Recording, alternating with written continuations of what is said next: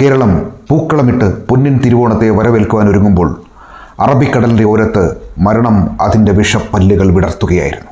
അന്ന് ഇന്നത്തെ പോലെ വിദേശ മദ്യമല്ല, ചാരായമാണ് സാധാരണക്കാരൻ്റെ വിനോദം. കൊലയാളിയുടെ പാടങ്ങൾ ഞങ്ങൾ കൊയ്യില്ല, ഈ ശക്തമായ വാക്കുകൾ മഹാനായ അയ്യങ്കാളിൽ നിന്ന് മാത്രമേ പണ്ട് കേരളം കേട്ടിരുന്നുള്ളൂ. കേരള ജനതയെ ഞെട്ടിച്ച വൈപ്പിൻ മദ്യദുരന്തത്തെയും രാഷ്ട്രീയ അന്തർധാരകളെയും അടിസ്ഥാനമാക്കി മലയാളത്തിൽ പിന്നീട് ഒരു ചലച്ചിത്രം ഇറങ്ങി. നമസ്കാരം.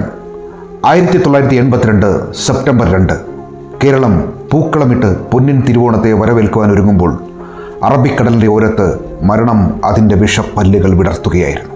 ആഘോഷത്തിൻ്റെ നിലവിളികൾ കെട്ടുപോയ ചിരികൾ നിലവിളികളായി മാറിയ വൈപ്പിൻ വിഷമദ്യ ദുരന്തം. അന്ന് ഇന്നത്തെ പോലെ വിദേശ മദ്യമല്ല, ചാരായമാണ് സാധാരണക്കാരൻ്റെ വിനോദം. വൈപ്പിനിലെ സർക്കാർ ലൈസൻസുള്ള ഷാപ്പുകളിൽ നിന്ന് അവർ മദ്യപിച്ചു. ഗ്ലാസുകളിലേക്ക് ഒഴിക്കപ്പെട്ടത് മരണമായിരുന്നു. മദ്യപിച്ച് നിമിഷങ്ങൾക്കുള്ളിൽ ഓരോരുത്തരായി കുഴിഞ്ഞു വീണു. കാഴ്ചയിരുണ്ടു, സിരകളിൽ വിഷം പടർന്നു. അസഹനീയമായ വേദനയിൽ അവർ നിലവിളിച്ചു. ആഘോഷത്തിന്റെ പൂവിളികൾ നിമിഷനേരം കൊണ്ട് മരണത്തിന്റെ അലമുറകളായി മാറി. അന്ന് ഗോശ്രീ പാലമില്ല. വഞ്ചികളിലും ബോട്ടുകളിലും ഉറ്റവരുടെ ശരീരം താങ്ങി കായലിന് കുറുകെ അവർ പാഞ്ഞു. ആ നിലവിളികൾ കൊച്ചി നഗരത്തിന്റെ ഉറക്കം കെടുത്തി. എന്തായിരുന്നു ഈ കൂട്ടമരണത്തിന് കാരണം? അത് വെറുമൊരു അശ്രദ്ധയല്ല, പണത്തോടുള്ള അന്ധമായ ആർത്തി. അബ്കാരി മാഫിയകൾ ചാരായത്തിന് വീര്യം കൂട്ടാൻ അതിൽ മീഥൈൽ ആൽക്കഹോൾ എന്ന മാരക വിഷം കലർത്തി. വ്യാവസായിക ആവശ്യങ്ങൾക്ക് വേണ്ടി മാത്രം ഉപയോഗിക്കുന്ന ആ രാസവസ്തു ഒരു ജനതയുടെ സിരകളിലേക്ക് അവർ ഒഴിച്ചു കൊടുത്തു. സർക്കാർ ലൈസൻസുള്ള ഷാപ്പുകളിലൂടെ മരണം വിതരണം ചെയ്തപ്പോൾ പൊലിഞ്ഞുപോയത് 78-ലധികം ജീവനുകൾ. 68 പേർക്ക് എന്നേക്കുമായി കാഴ്ച നഷ്ടപ്പെട്ടു. നിരവധി കുടുംബങ്ങളിലെ അത്താണികളായ ഗൃഹനാഥന്മാർ ജീവച്ഛവങ്ങളായി മാറി. അധികാരം കൈയാളുന്നവരും അബ്കാരികളും കൈകോർത്തപ്പോൾ ഇല്ലാതായത് സാധാരണക്കാരന്റെ ജീവിതമായിരുന്നു. വൈപ്പിൻ ദ്വീപിന്റെ തെക്കേയറ്റത്തുള്ള ഇളങ്കുന്നപ്പുഴ പഞ്ചായത്തിലാകമാനം ചുടലകൾ ഉയർന്നു. പട്ടടകൾ കത്തിയെരിയുമ്പോൾ ഉയരുന്ന മനം മടുപ്പിക്കുന്ന രൂക്ഷമായ ഗന്ധം കാരണം ജനങ്ങൾ അസ്വസ്ഥരായി. പിറ്റേന്ന് നേരം പുലർന്നപ്പോൾ ദ്വീപുകളിലെ ചുവരുകളിൽ പച്ചില കൊണ്ട് എഴുതപ്പെട്ട ചുവരെഴുത്തുകൾ പ്രത്യക്ഷപ്പെട്ടു. കൊലയാളികളെ അറസ്റ്റ് ചെയ്യുക, അവരെ ഉന്മൂലനം ചെയ്യുക. യുവത ചാരായ ഷാപ്പുകൾ തല്ലിത്തകർത്തു. അബ്കാരിയായിരുന്ന KK വിജയന്റെ വെളിയത്തുപറമ്പിലുണ്ടായിരുന്ന വീട് തല്ലിത്തകർത്ത് അഗ്നിക്കിരയാക്കി. അന്ന് സർവോദയം കുര്യൻ എന്ന മനുഷ്യസ്നേഹിയുടെ ശബ്ദം ഓട്ടോറിക്ഷയിൽ കെട്ടിയ മൈക്കിലൂടെ വൈപ്പിൻ കരയിൽ മുഴങ്ങിക്കെട്ടു. മദ്യപിച്ചവരെല്ലാം ആശുപത്രിയിലേക്ക് ഓടുക, അതിൽ വിഷമുണ്ട്, അയാൾ വിളിച്ചു പറഞ്ഞു. രാഷ്ട്രീയ ഭേദമന്യേ, ജാതി മതഭേദമന്യേ എല്ലാവരും വധിച്ചു. കേരള ചരിത്രത്തിലെ സമാനതകളില്ലാത്ത മദ്യവിരുദ്ധ സമിതി അവിടെ ഉടലെടുത്തു. സമര ചരിത്രത്തിലെ ഏറ്റവും വീര്യമുള്ള പ്രഖ്യാപനം അവിടെ മുഴങ്ങി. കൊലയാളിയുടെ പാടങ്ങൾ ഞങ്ങൾ കൊയ്യില്ല, ഈ ശക്തമായ വാക്കുകൾ മഹാനായ അയ്യങ്കാളിൽ നിന്ന് മാത്രമേ പണ്ട് കേരളം കേട്ടിരുന്നുള്ളൂ.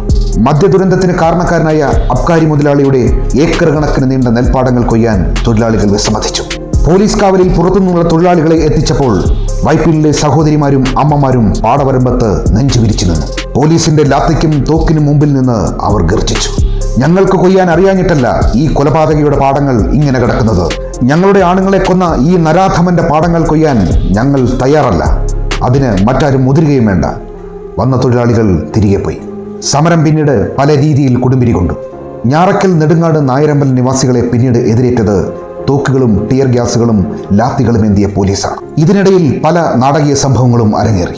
പോലീസ് നടപടിക്ക് മുമ്പുണ്ടാകേണ്ട ഒരു കാര്യങ്ങളും പാലിക്കാതെ അവർ മർദ്ദനം ആരംഭിച്ചു. അടിയേറ്റ് നിലത്ത് വീണവരെ അവർ ചവിട്ടി അരച്ചു.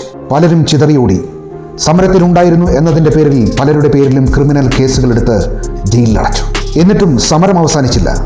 ഇതേസമയം സമരസമിതി അച്ചടിച്ച് പുറത്തിറക്കിയ നോട്ടീസ് കേരളത്തിൽ മറ്റൊരു ചരിത്രം സൃഷ്ടിച്ചു. ഇതാ സുഹൃത്തെ, സൗഹൃദം നീട്ടുന്ന ഒരു കൈ എന്ന നോട്ടീസ് അന്നത്തെ ലെറ്റർ പ്രസ് സംവിധാനത്തിൽ നിരവധി തവണ അച്ചടിച്ചു.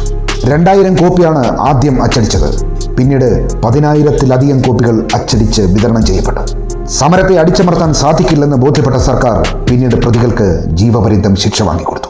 കേരള ജനതയെ ഞെട്ടിച്ച വൈപ്പിൻ മദ്യദുരന്തത്തെയും രാഷ്ട്രീയ അന്തർധാരകളെയും അടിസ്ഥാനമാക്കി മലയാളത്തിൽ പിന്നീട് ഒരു ചലച്ചിത്രം ഇറങ്ങി. T. ദാമോദരൻ രചന നിർവഹിച്ച് IV ശശി സംവിധാനം ചെയ്ത് മമ്മൂട്ടി, രതീഷ്, കുതിരവട്ടം പപ്പു, ബാലങ്ക നായർ, TG രവി, പ്രതാപചന്ദ്രൻ, അച്ചൻകുഞ്ഞ് എന്നിവർ പ്രധാന കഥാപാത്രങ്ങളെ അവതരിപ്പിച്ച ജിയോ പിക്ചേഴ്സിന് വേണ്ടി NG ജോൺ നിർമ്മിച്ച് പുറത്തിറക്കിയ 133 മിനിറ്റുകളുള്ള സൂപ്പർ ഹിറ്റ് ചലച്ചിത്രം ഈ നാട്.